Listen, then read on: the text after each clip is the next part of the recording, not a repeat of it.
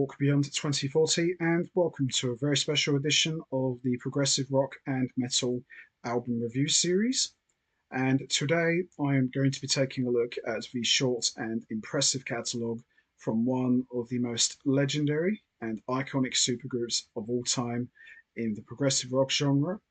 And even though this band weren't together for that long, in their short existence, they made a huge impression on fans and audiences worldwide, and they were pretty much formed from the ashes of King Crimson and came out at the tail end of the 70s.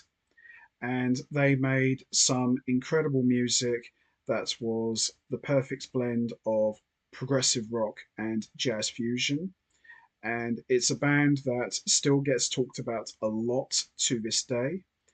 And the band that I'm talking about needs no introduction whatsoever. I am talking about, of course, the one and only legendary progressive rock band, UK. And this is the second and final part of a two-part special where I am going to be discussing UK's entire catalogue of albums. So for part one, we discussed all of UK's studio albums. And for today's special edition, which is part two, we are going to be discussing all of UK's official live albums. So you've heard me say this before about a number of bands and artists, and UK is, of course, no exception. As impressive as UK are in the studio, and trust me when I tell you, they are very impressive. In my honest opinion, I feel UK sound even better live, and some of UK's best stuff are the live albums. And, we say this quite a lot about some of these bands. There's something about a band when they play live in that environment. And UK was definitely one of those bands because they bring so much energy and so much power, not only in their playing and their overall performance, but to the music as well. And some of the live versions of certain UK songs sound even better. And, usually when you have a band and they put out what many would consider to be their best live album, that usually comes maybe around 4 or 5 studios in their career as a band. UK, after 2 studio albums, put out one incredible live album, which, in my opinion, is as good as any live album you'll ever hear.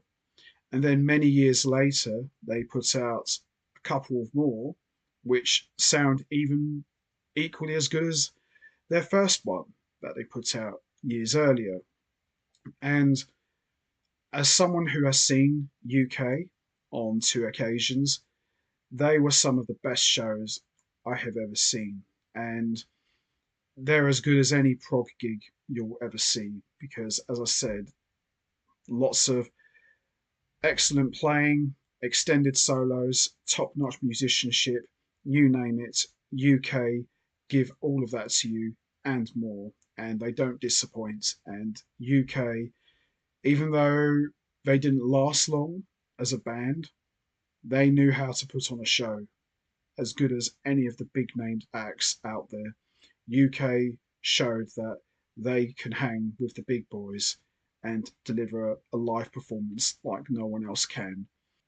So, for today's special edition, which is part two of a two-part special, we are going to be discussing UK's official live albums, which is a total of 3 live recordings. So, we've got one single album, one double album, and one triple disc box set. And I can honestly tell you now, this is going to be equally as hard as when I talked about UK's 2 studio albums because the live albums, all of them are excellent. There are no bad ones. There might be one or probably two that are maybe a little bit stronger than the other one. But what I like about UK's live albums is they all represent a different period in UK's career as a band.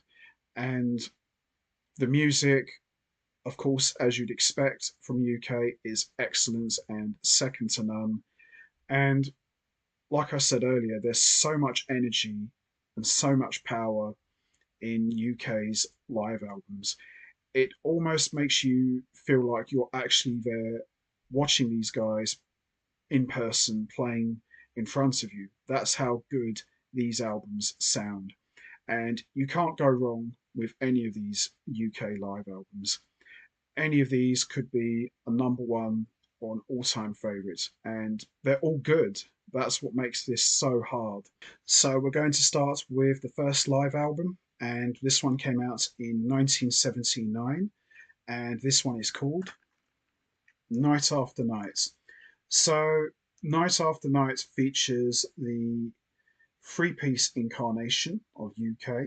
So we've got Eddie Jobson on keyboards and electric violin, John Wetton on vocals and bass, and Terry Bozzio on drums. Sadly, we never got a live album with the original UK lineup with Alan Holdsworth and Bill Bruford, which I think would have sounded excellent. But Night After Night is a tremendous live album. The production is excellent, the energy, the power, everything about this live performance on Night After Night is tremendous. And this was a live concert that took place in Japan during the Danger Money tour, which was dubbed Night After Night.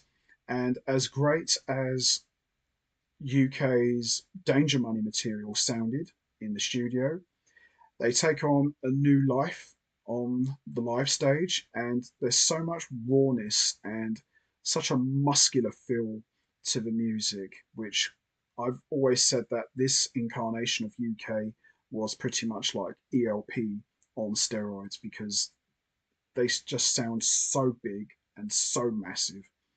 And a lot of the material on Night After Night is mostly from the Danger Money album, and there are a couple of tracks from UK's self titled album. And we've also got two brand new songs which were never recorded in the studio. And as impressive as Night After Night is, I highly recommend you check out Night After Night Extended, which came out as part of the UK Collector's Edition box set. It's absolutely fantastic. It's the full show, and you really get to hear just how good UK sounded as a live band. But the original, Night After Night, is definitely not one to be sniffed at. It's equally as good, and for my money, it is one of the best prog rock live albums you will ever hear. So we got the title track, Night After Night, which kicks this off. Absolutely excellent with some great soloing from Eddie Jobson. John Wetton is on top vocal form, and Terry Bozzio, he's just an absolute powerhouse behind the drum kit. And then we've got Rendezvous 602, for my money, one of the greatest UK songs ever written. And it's got an excellent Eddie Jobson keyboard solo. And then we've got Nothing to Lose, which for my money is probably one of Jobson's best performances on this entire live album. And he performs double duty on the keyboards and electric violin. It's just absolutely amazing. And then we've got the very laid back and soothing As Long as You Want Me Here, which kind of sounds a little bit like Steely Dan in some parts, but it's still very enjoyable. And it's almost like it's a precursor to what was to come with John Wetton in Asia just a couple of years after this, but still a very good song. And then we got the massive and epic Alaska, which features Eddie Jobson on keyboards. It's just so powerful and so energetic that would make Keith Emerson very proud. It's really good. And it goes straight into Time to Kill, which is equally as good. I won't lie, I love this live album, but the absence of the guitar is sorely missed. I would have loved to have heard what Holsworth would have sounded like playing these songs and playing with Terry Bozzio, which they did do anyway. Bozzio and Holdsworth did play together in another band many years later, but I just would have loved to have heard what this would have sounded like with a guitarist because, I'll give the three piece credit. They really did an amazing job, but I'm not going to lie, I would have loved to have heard a guitarist with these guys just to really loosen things up a little bit, but still very good nonetheless. And then we got Presto Vivace, which is fast and energetic, and then it goes straight into the iconic In the Dead of Night, one of the greatest, if not the greatest UK song ever. But I do miss that guitar solo very much. But it's still a great song. But Jobson plays the Holdsworth solo on his keyboards, and it sounds great. But I'm not going to lie, it would have sounded even better with the guitar. And then we got the closer, Caesar's Palace Blues, where Eddie Jobson just absolutely scorches on the electric violin. And it's a great way to close out the live album. Very fast, very energetic, and extremely powerful, and just a red hot performance from all three musicians. But as great as John Wetton and Terry Bozzio sound, and they are on top form, Eddie Jobson really shines on Night After Night and just delivers some of his best playing and soloing. And he's just on fire. He really is. And it's kind of funny because after Holdsworth and Bruford left, Jobson, I think, really came into his own as a player and he really had a dominant presence in the three piece UK lineup. He's just absolutely incredible. So the standouts for me are Rendezvous 602, Nothing to Lose, As Long as You Want Me Here, Alaska, and In the Dead of Night and Caesar's Palace Blues. But the whole Night After Night live album from top to bottom is excellent. Absolutely love this one. But the extended version of Night After Night is even better, which I highly recommend you check it out. So there you have it, Night After Night, an excellent UK live album and probably their best one ever. Absolutely love it. So, after the conclusion of the Night After Night tour, UK would disband at the beginning of 1980 after two studio albums and one live album, and all of its band members would go their separate ways. Alan Holdsworth would go on to have an amazing solo career and cement himself as one of the greatest guitar players ever and achieve godlike status. Bill Bruford would enjoy an amazing career and would play in a number of different incarnations of King Crimson throughout the 80s all the way up to the mid 90s. John Wetton would go on to make history and co form another legendary supergroup, Asia, with Steve Howe, Jeff Downes, and Carl Palmer, and would also go on to have an amazing solo career and would go on to collaborate with a number of different prog acts. Terry Bozzio would also enjoy a great career. He would go on to form Missing Persons with his wife Dal Bozzio, Patrick O'Hearn, and Warren Coricolo. And he would go on to collaborate with a number of different artists such as Jeff Beck, Steve Vai, and David Toole. And he would also go on to co form a number of different bands such as the Out Trio with Alex Mahacek and Patrick O'Hearn, and BOS with Tony Levin and Steve Stevens. And Eddie Jobson would go on to join Jethro Tull as a touring member, and he would release a couple of solo albums under his name before quietly disappearing from the music scene. So, for all intents and purposes, UK was done. But there were numerous attempts to try and reform UK during the mid 90s when Eddie Jobson and John Wetton reunited to try and record a brand new UK studio album, which featured guest contributions from UK drummer Bill Bruford, Steve Hackett, formerly of Genesis, Francis Dunnery from It Bites, and Tony Levin from King Crimson. But sadly, the project was never completed and the album was shelved altogether. But it wasn't until 2009 when Eddie Jobson returned to the live stage with a brand new band called UKZ, which will be discussed on a separate edition of this series. And Eddie Jobson and John Wetton would eventually reunite on the live stage for the first time in 30 years when John Wetton was invited as a special guest to play with Eddie Jobson's UZ project, which will also be discussed on this series. And this eventually led to a full UK reunion between Eddie Jobson and John Wetton.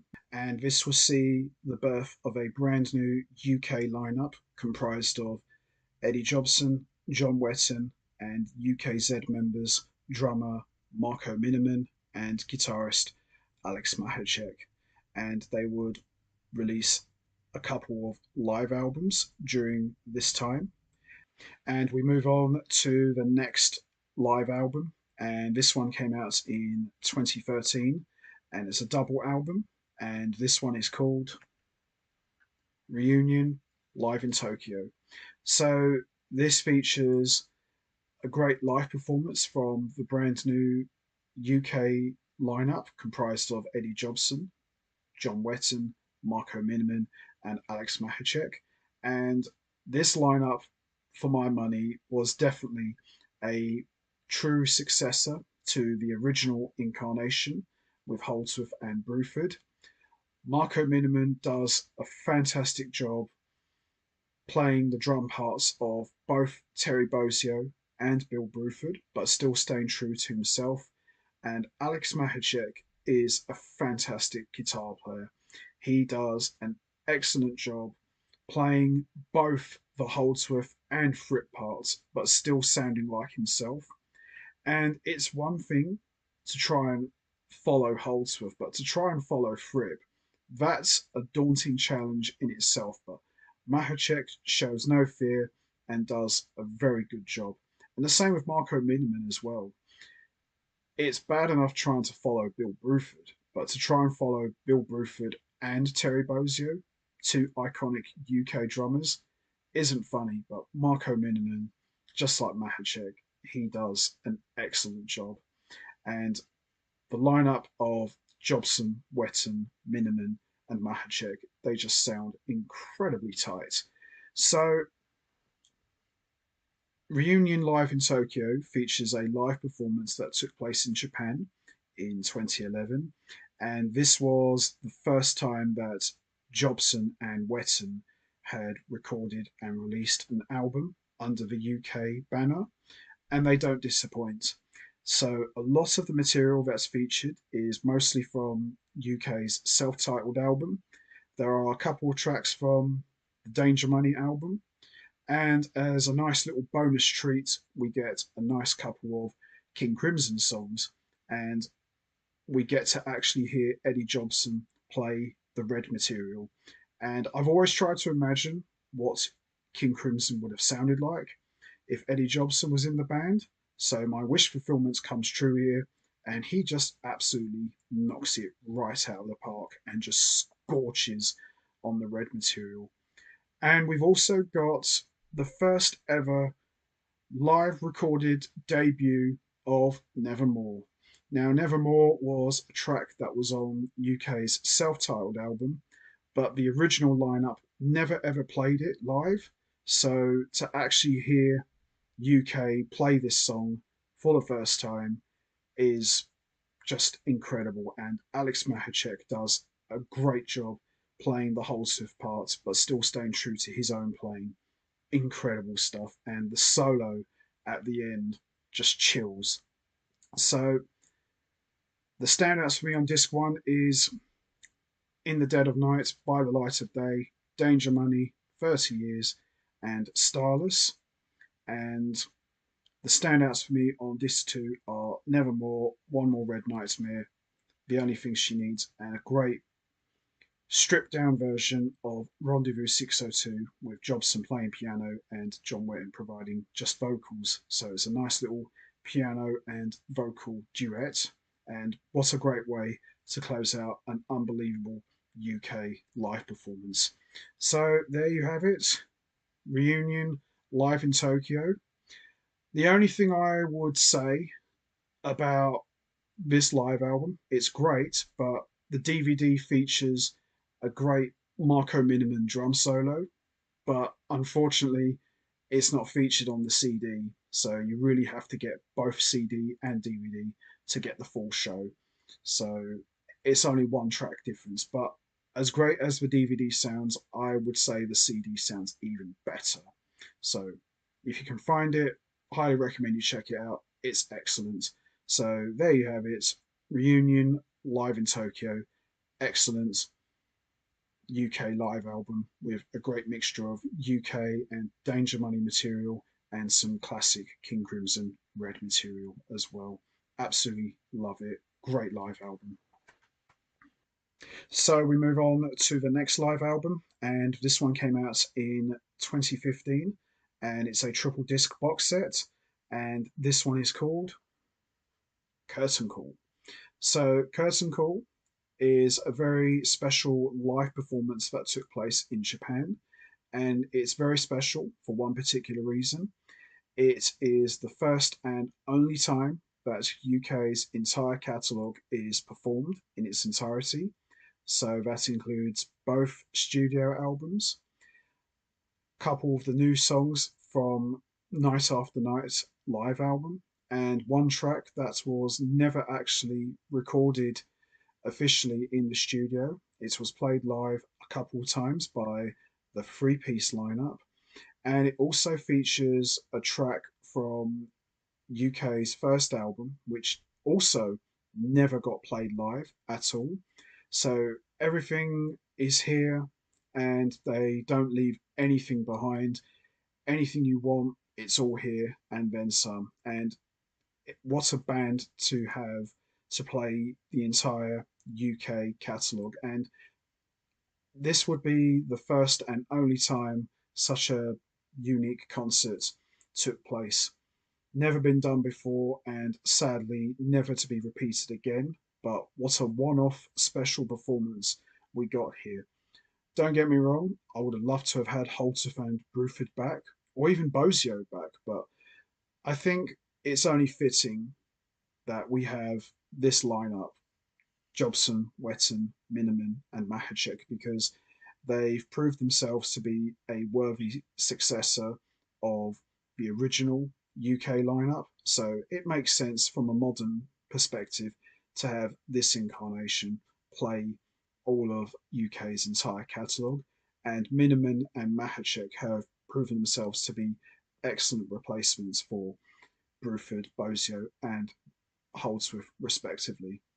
So Curtain Call is made up of, you could say, three segments. So we've got segment one, which is the entire UK self titled album performed in its entirety. And then in between that, we've got a great Marco Miniman drum solo. And that also leads into the next segment, which is all of the Danger Money material performed in its entirety.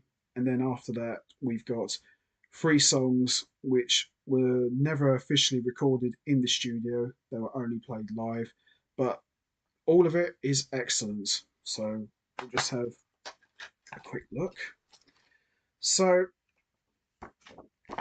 some notes from Jobson, and there's UK, Jobson, Wetton, Miniman, and Mahacek.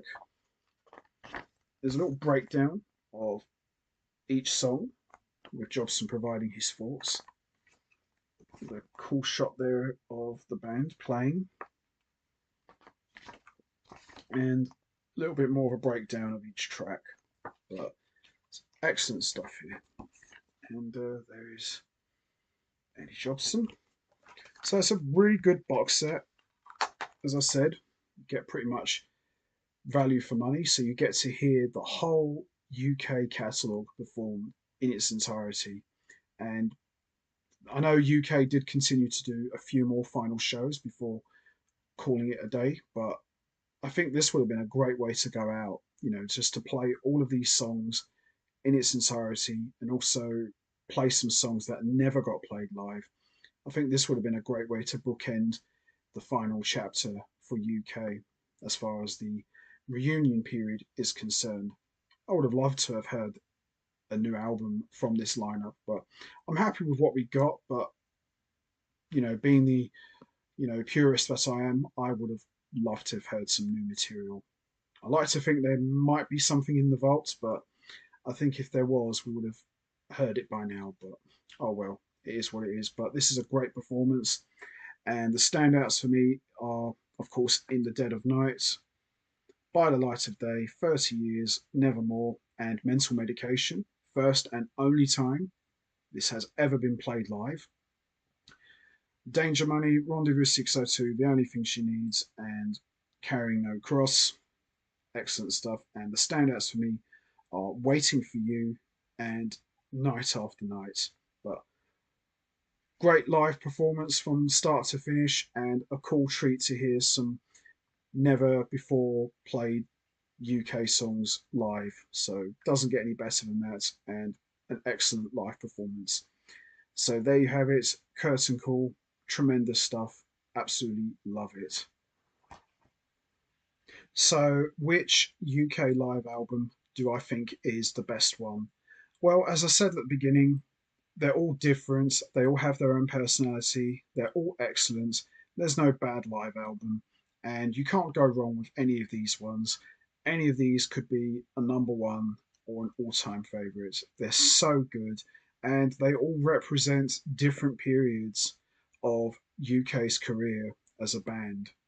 But if I had to choose one that I think is the best one, I would probably go with Curtain Call because it's the first and only time that the entire UK catalogue is played in its entirety, and we get to hear some songs that were never played live, and also some songs that were never recorded in the studio either. So you get a bit of everything really.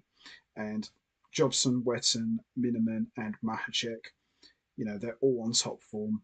I love Night After Night. I love Reunion live in Tokyo, but I think Curtain Call is the one for me. I think it's a tremendous live performance, and I think it's a great way to bookend the reunion period for UK. I just think it's absolutely incredible.